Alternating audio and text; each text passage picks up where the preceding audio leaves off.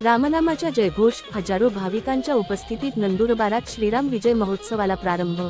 शोभायात्रेने वेधले लक्ष, पारंपरिक वाद्यांसह रूळ ताशांच्या गजर।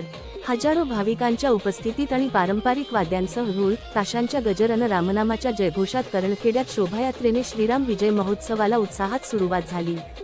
सकाळी निघालेल्या शोभायात्रेने संपूर्ण पंचक्रोशीचे लक्ष वेधून घेतले होते। 3.3 दिवस चालणाऱ्या महोत्सवाने भाविक भक्त भक्तिरसात राहून निघाले आहेत। मागील वर्षाप्रमाणे यंदाही श्री 108 महान संत तारादास बापू महाराज यांच्या नेतृत्वाखाली अयोध्या येथील श्रीराम मंदिर निर्माणानिमित्त नंदुरबार तालुक्यातील करणखेडा येथे श्रीराम सेवा समिती, राजाराम मंदिर भक्तिधाम, बद्रीझिरा व जय सियाराम भक्त परिवाराच्या वतीने श्रीराम विजय महोत्सवाला मंगळवारी उत्साहात सुरुवात झाली। शोभायात्रेला सुंदरदे गावातील गणपती मंदिरापासून 9 वाजेला सुरुवात झाली।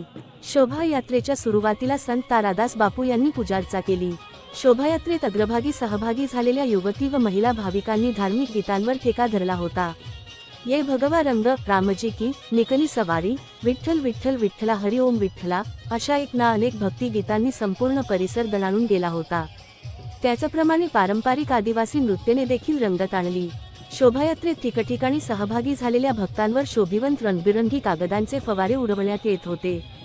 श्रीराम विजय महोत्सवाच्या निमित्ताने सुंदरदे गावातून ते करणखेडा गावातील महोत्सव स्थळापर्यंत सजवण्यात आलेल्या वाहनांमध्ये विविध साधू संत महंत विराजमान झालेले होते।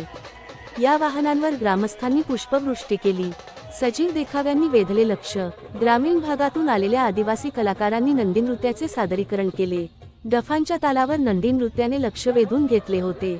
राम, लक्ष्मण, सीता, हनुमान, महादेव आणि देवीच्या सादर करण्यात आलेला देखावा शोभायात्रेचे आकर्षण ठरले।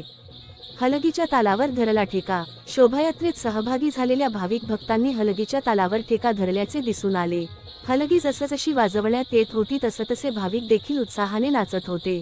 यावेळी जय श्रीरामाचा जयघोष करण्यात आला। Saptanagari news bureau, Ishwar Marathe, Nandurbar.